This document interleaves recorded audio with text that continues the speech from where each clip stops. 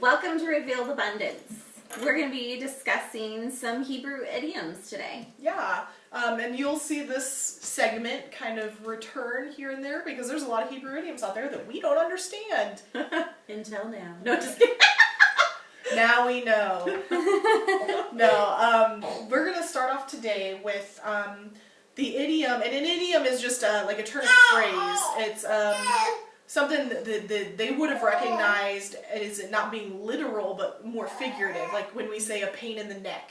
We don't literally mean a pain in the neck, we just mean somebody being obnoxious, and we did cover that in our Thorn in the Flesh video. We'll put a link in the description for you. Right. So today we're going to start with something that you probably see a lot of in the Bible, the sun, moon, and stars. Right. And I think one of the best ones to explain what they mean and when they say sun, moon, and stars is in Genesis, in the story of Joseph and his dreams. Right. So Joseph, when he got older, started having dreams. He was telling his brothers, and his brothers weren't super thrilled with him at that point. So he then had another dream, and we're going to read that one and look at the reaction of Joseph and his father. Mm-hmm. So we're going to be in Genesis 37, verses 9 through 11. And it says, "Soon Joseph had another dream, and again he told his brothers about it. 'Listen, I have had another dream,' he said. 'The sun, moon, and 11 stars bowed low before me.' This time he told the dream to his father as well as to his brothers, but his father scolded him. 'What kind of dream is that?' he asked. 'Will your mother and I and your brothers actually come and bow to the ground before you?' But while his brothers were jealous of Joseph, his father wondered what the dreams were about." So we can clearly see from this, when Joseph had his dream about the sun, moon, and stars, they didn't think, oh my gosh, the sun, moon, and stars are literally going to bow down to Joseph. No, his father understood that as representing him, the father, mother, and siblings of Joseph. Which is why he asked, "Will we bow down to you?" Well, it did actually happen that they did bow down to him, but many years later. So they clearly understood that sun, moon, and stars was not a literal thing. They knew it as leadership and people who have authority over other people, like parents and brothers who ultimately became leaders of their own tribes in Israel. Yeah. So let's find out where else we see sun, moon, and stars in the Bible. So the sun, moon, and stars are also in Ezekiel 32:7. "And when I have extinguished you, I will cover the heavens and make their stars dark. I will cover the sun with a cloud, and the moon shall not give her light. All the bright lights of the heavens I will make dark over her, and set darkness upon your land." Okay. Yeah.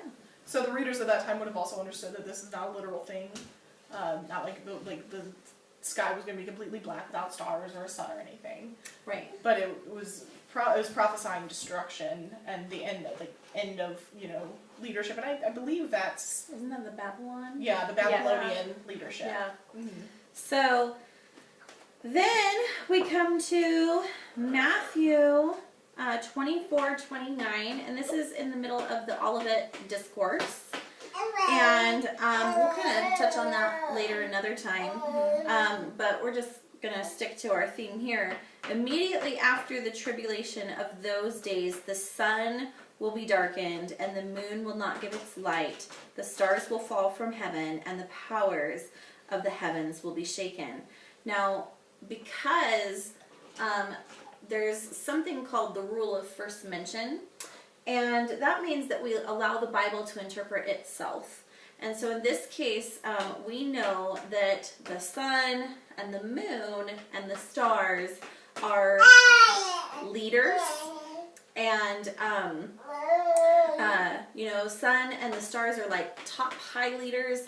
And then the stars are, a little bit lower, but they're still, leaders or rulers or, that kind of thing. And so this is not a literal, this is not, a tribulation of, what are they, rocks falling from the meteors.